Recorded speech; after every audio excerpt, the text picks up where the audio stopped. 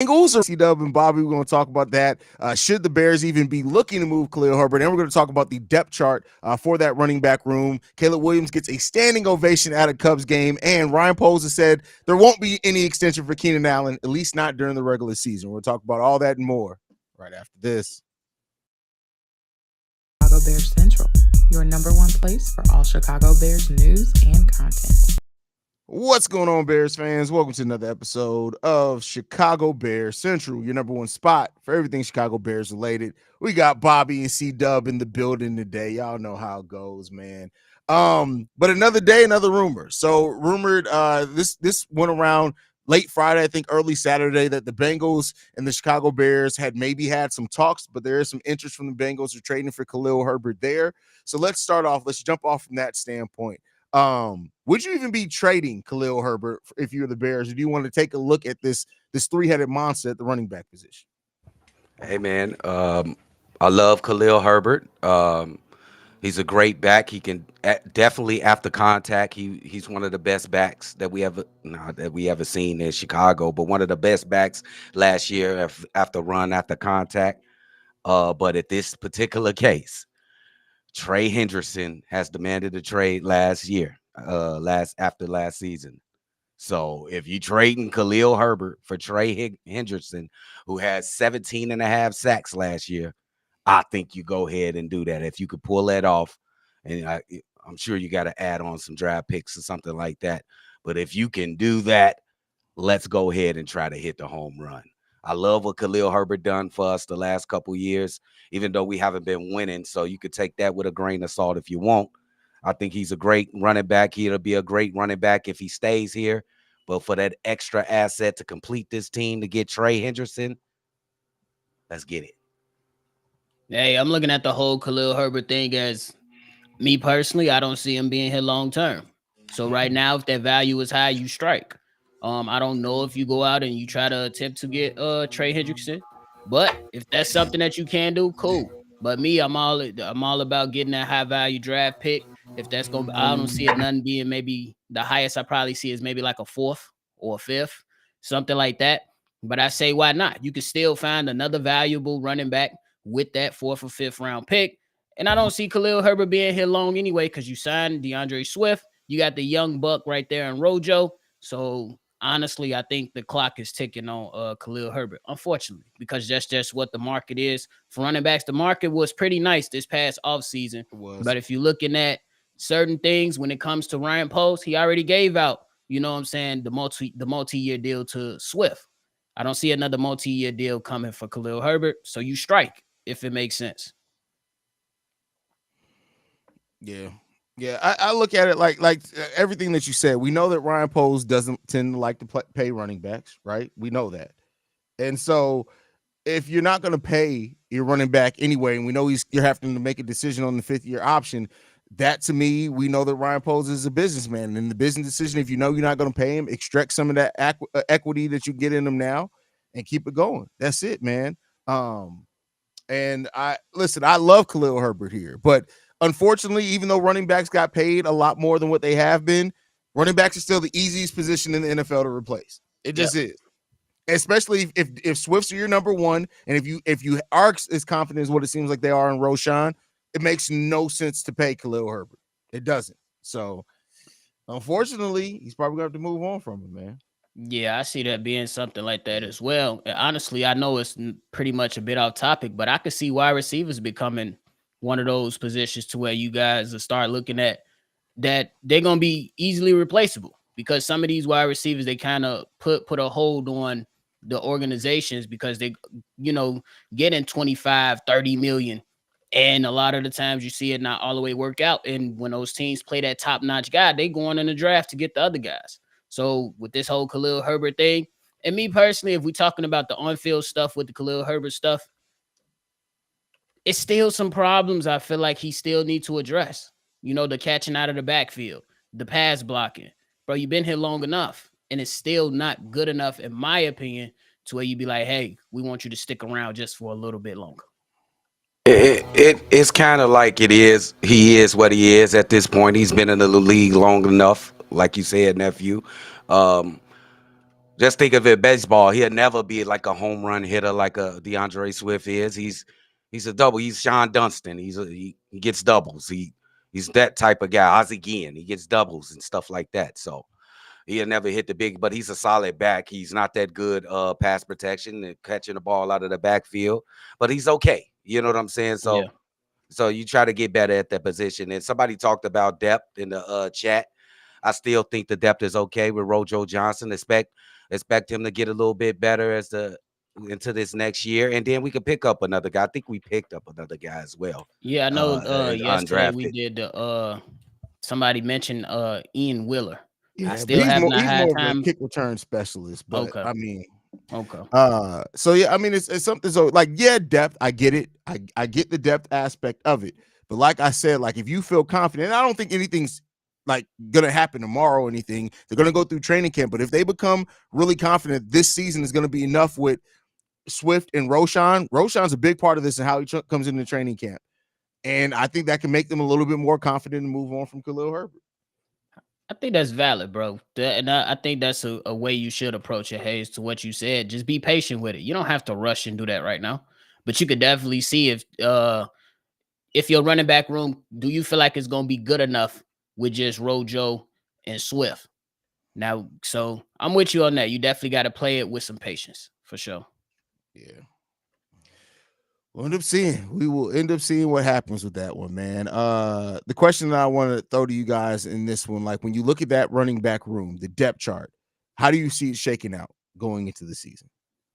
Oh, really? I think I don't want to say obvious but he is going to be the number one DeAndre Swift. You just got to have him as the number one back. I think they said it's going to be like some kind of running back competition, but I don't think it is going to be a competition. And that too, we got to put Rojo there.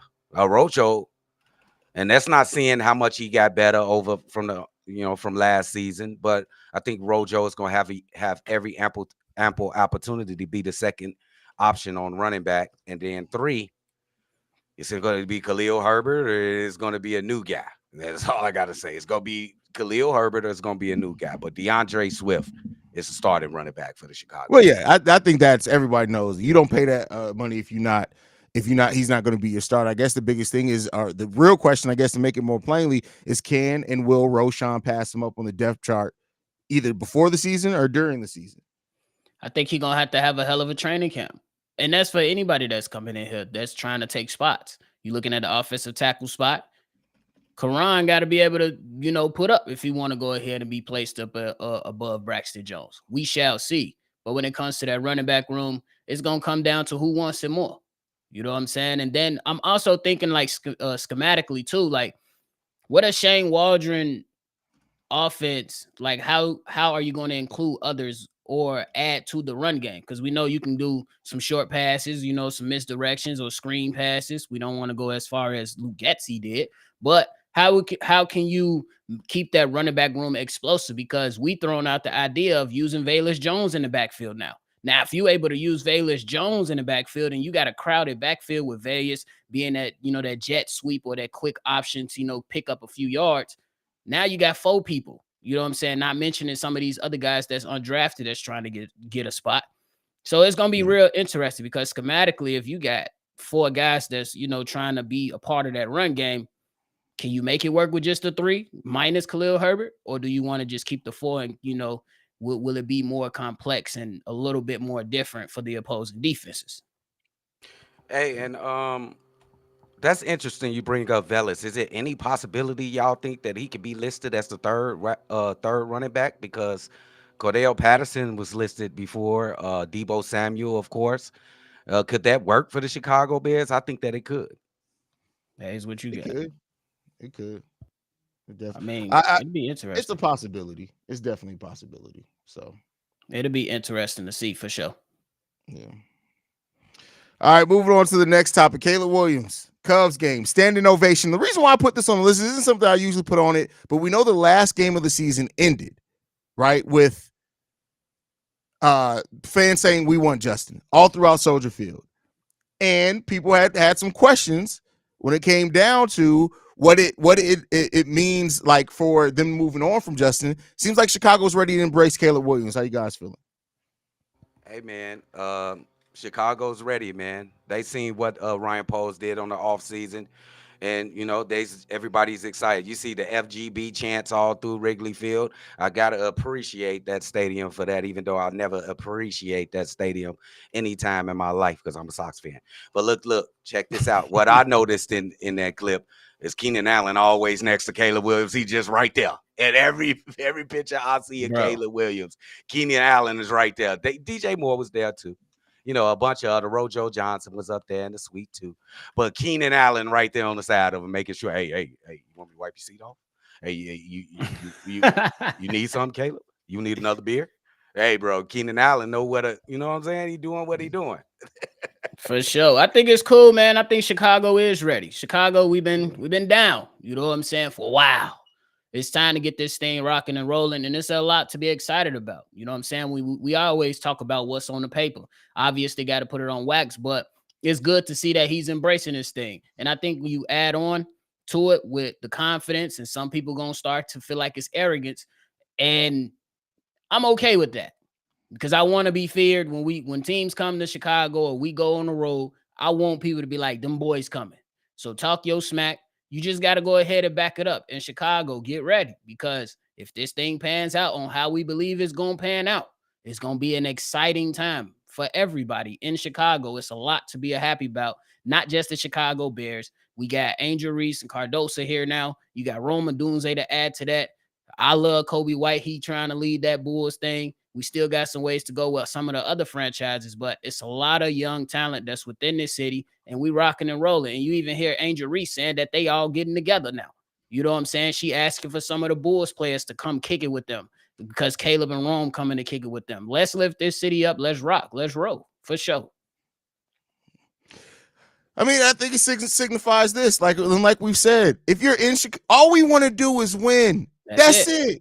That's it. Are we going to be upset by certain things initially or have players that we love? Yeah, but win. That's what it comes down to. Win.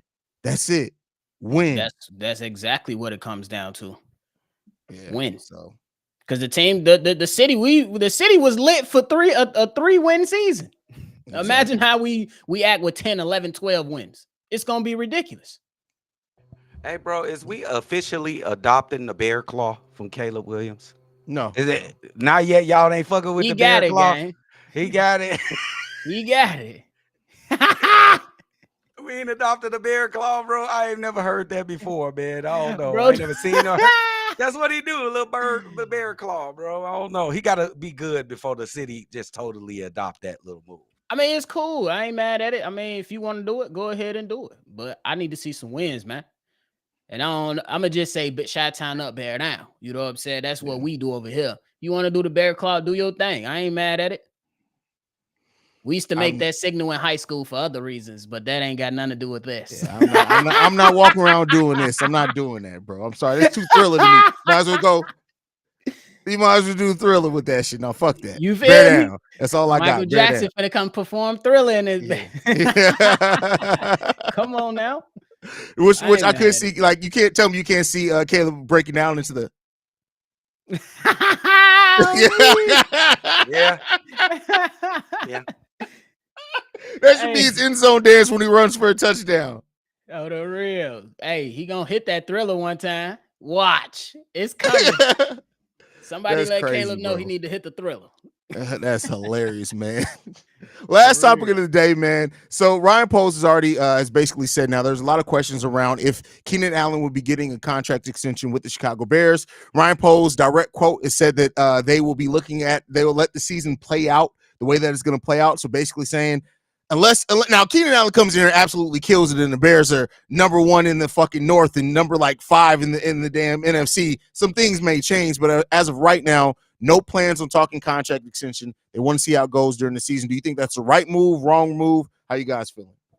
I feel like it's the perfect move from Ryan Poles. He definitely deserves one of those Ryan Poles prove it deals, and this, he ain't give him a deal yet, but he got one of those Ryan Poles prove it situations right now. So if it all works out and it's in a position where this team can't go forward without the production of Keenan Allen, which before when we got him, I thought he could be a bridge outlet for Rome. You know what I'm Mhm. saying? For Rome, for he to grow up and him to get better.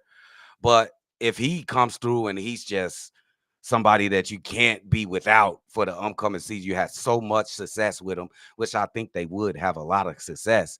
I think you try to keep him, but oh, the number's gonna be high. I don't know how much he making this year, nephew. How I much think he it's making? like 22 million or something like that, That's right? a lot of money, gang. And we got Rome sitting right there, bro. It's a lot. He's I a mean, bridge. but that's something that you can like. That's something that you can afford right now because Rome's on a rookie contract. Caleb, you ain't got to pay for so many years, and if you feel like it's a good fit, that's something that you can explore. And plus, I see that you could definitely give him signing bonus just to kind of lower that down and things like that. But me, I think that he's playing it well, and it's the same thing with the Khalil Herbert situation. You play this thing with some patience. I don't think you jump the gun and overthink this whole thing. You let the season play out, and if it plays out well, you go back to Keenan Allen and you say, "Hey, this is what we got. We'd like to keep you for 2 or 3 more years because I don't see it going past that." And then you figure it out from there if the money makes sense. But you definitely got some wiggle room because you got that's the benefit of having so many young guys with talent.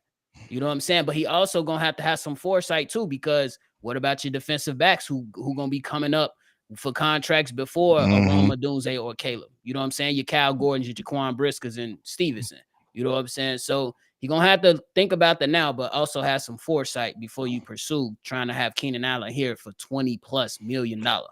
And before you go, CCW, the thing I want to add to this is don't overlook the impact of Romo Dunze in all Yeah, of this. Because to me, if you really believe in Rome, which they clearly do, Ryan Poles is talked about even trading up to go get him. The fact that exactly. Ian Cunningham had to say, "Hey man, chill, he's probably going to fall to us," is a big thing. Like because like I get it, having and it's going to be a luxury having all three of these guys this year. Make no mistake about it. But that it is a luxury for a reason. And while you don't have to pay Roma Dunze next season, you have a while with Caleb Williams and stuff there before you really got to pay them. You still got to look at it. DJ Moore next season is last season on this contract, not this Mm, upcoming season after, right? That's going to be a contract extension. You just paid Jalen Johnson. Oh, guess who else is going to be coming up for a contract extension pretty soon? Jack Sanborn ain't going to be on that rookie deal much longer either. You're going to have to make a decision on Jack Sanborn and what value you have on him on that. Jaquan Brisker's about to come up as well, right? Like, so you got a lot of decisions that you have to make there. And so because of that, having a luxury in Keenan Allen just may not be there when if you can just get a solid slot. You don't even I'm like you get a solid slot with Rome and DJ Moore, you're gonna be okay. We're gonna be all right. I agree with that too. So And you're absolutely right, Drip. I think that when you rank them in importance in the wide receivers in the upcoming year, I think DJ Moore is your number one. He's the most important. You got to take care of him with that money. And number two is the rookie. Rookie is Rome. He's most important. And third, it's kind of like let's see what happens if Tevin, can he somebody take. pointed out Tevin. I didn't think about Tevin Jenkins. It's a great point there. Sorry, bro. Yeah, yeah. If he works out, if he willing to take a pay cut, it's a lot of variables that need to go the Bears' way. If Keenan Allen wants to stay here, is he going to take a pay cut? I don't know. So yeah, he could definitely be a bridge, and I think he's 60-70% bridge to Rome. You know what I'm saying? And just Yeah. to be honest with you guys. Yeah, because Rome is in a great place to learn from DJ Moore and Keenan Allen, and to learn, how to be a pro and be able to, critique his game and be better coming off the ball or breaking out of routes. So it's definitely going to be something that you got to consider. Does Tyler Scott take a step forward this season? We don't know. We shall see. Does anybody else rise above? You know what I'm saying? I know that they signed Caleb's one of his receivers from USC Mhm. undrafted. That's another interesting thing. So it's gonna be a lot of interesting things taking place, especially when it comes to signing Keenan Allen and how much does he command? Because if you saying you're gonna pay a 32, 33-year-old over 20 some $1 million, I don't know. Mhm. Here's the Yeah. thing I want to ask about because you brought up Tyler Scott. Um, we know that we have the three wide receivers, which all could be looked at as number ones at some point in their career. We got Gerald Everett, Cole Kmet. How much opportunity do you think Tyler Scott's going to really have to show what he can bring to this team, or do you think this is a learning year for him too? He'll still be on that rookie scale contract next season. This is a year where it's like we're gonna get you in there some, but really learn, soak up as much from these other guys, And then if we don't hold on to Keenan Allen, you have a chance to win that slot position. What do you guys think of Tyler Scott and what this means for his season coming up? I think we talk about Caleb Williams coming into a great situation with all the weapons that he's going to have. I think this is a great situation for Tyler Scott. When you look up and you see all these mentors that he can look to and get better, you got DJ Moore, Keenan Allen, Cole Kmet as well, and the rest of those guys. And his job won't be that, he won't be asked to do that much with all these. He's the fourth string wide receiver. He's number 4. So he's going to sit back and learn. And also he's going to help and he's going to participate. So he's going to help this team win games. And it's not going to be as hard as being the number 3 wide receiver. Sometimes he was number 2 last season. So the program's going to get easier.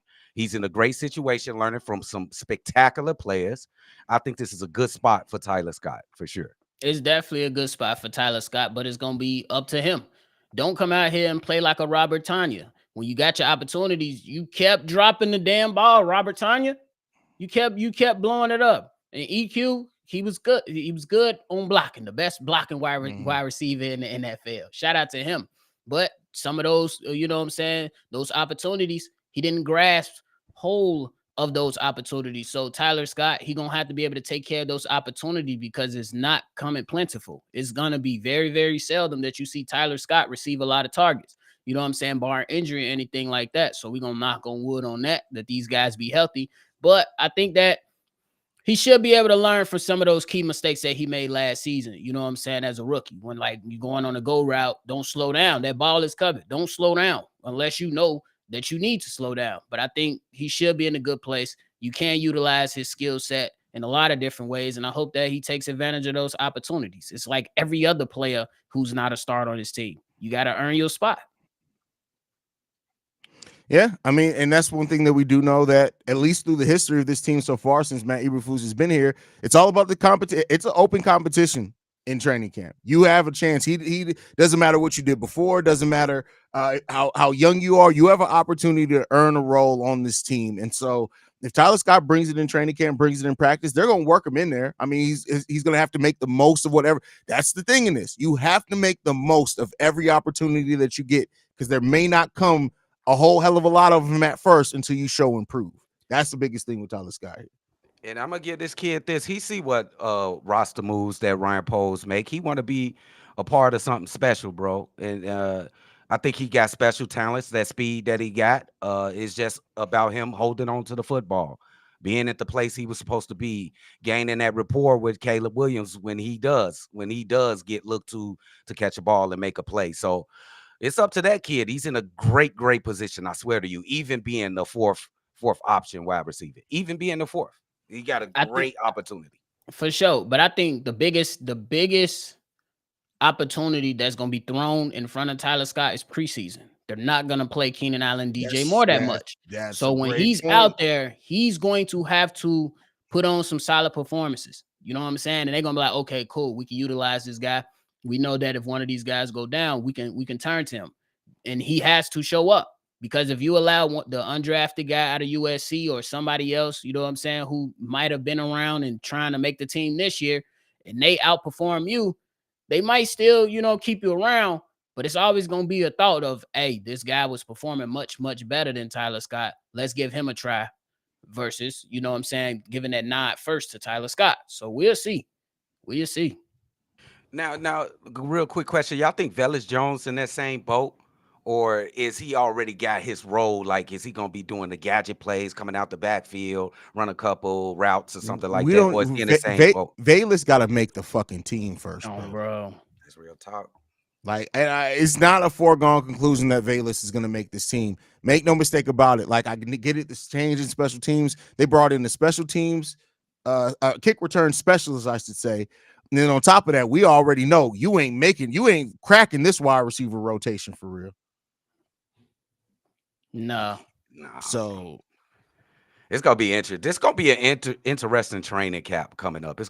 I don't want them to go to Hard Knocks or nothing. It could be good for content. Why don't you want them to go to Hard Knocks? Because it's gonna be too much. We already got a lot of shit going on. You think that adds more pressure? It does. Everybody gonna be on your ass. The media, then We seen what happened in Hard Knocks. You got into an argument that is called it All spilling right, hold out on, to hold the on, hold on, hold on, football hold on, field. hold on, hold on, hold on, hold on, hold on. See, one thing that I was gonna let your comments go about the Bears and the team. We not finna talk shit about the city. So let me ask you this: your name is fucking Johnny. You trying to get off in the fucking YouTube comment section? You need to watch yourself. You need to watch yourself before we fuck your mama. That's what you need to watch yourself doing. All right, my guy. So like I'll put you in the sane asylum because all you're gonna be thinking about is the amount of dick that just entered your mama's throat. Calm the fuck down. Don't talk about the city, my guy. We ain't doing that here. We're Oh, not doing me, that. let the city ride, man. Yeah. For real. What we doing? I'm sorry, C Dub. Keep your point, bro. Go ahead. Wait, I quit. Bro said I I quit. forget. I forget. Go ahead. Oh, I was going, man. I think Hard Knocks will be all right, man. Me You do? personally, I Okay. think. Oh, okay. Go ahead. Go ahead. I just don't think. I think it's a distraction that the Chicago Bears need. I don't think none of the front office or the owners want it. I think I've been reading a lot of stuff. I'm not gonna get into that. It's kind of like conspiracy stuff, but I don't think it's for us, bro. Like some Hollywood shit. We a Midwest town, blue collar team. Take that shit to LA, take it to Florida or something with that Hollywood shit. We don't want that over here. That's what I say. I'm with you on that, and I can see that side. But on my side, I'm like, it might be all right. Me personally, I want to see how these guys are, prepping, for this season. Are you treating this as you going in with the expectation of having a playoff berth? How you treating this? And I really want to, you know what I'm saying, I ain't gonna say that because that's gonna be a hella no diddy. But I wanna he caught the no diddy before he said it. You gotta give I him wanna some credit try on to that. understand what Matt Eberflus is gonna try to instill in his team head into this. Because they made a lot of fuss about Dan Campbell up in Detroit when he was talking about bite kneecaps. But when he was on Hard Knocks, he was talking that shit. And they was bringing it. I want to see if Matt Eberflus is going to bring that fire back into Chicago because we need that right now. We need that. I understand the Hollywood aspect of it, but for me, my personal viewing, I just want to see what's going on within the franchise, bro. Hey, nephew, the mission is to win games, right?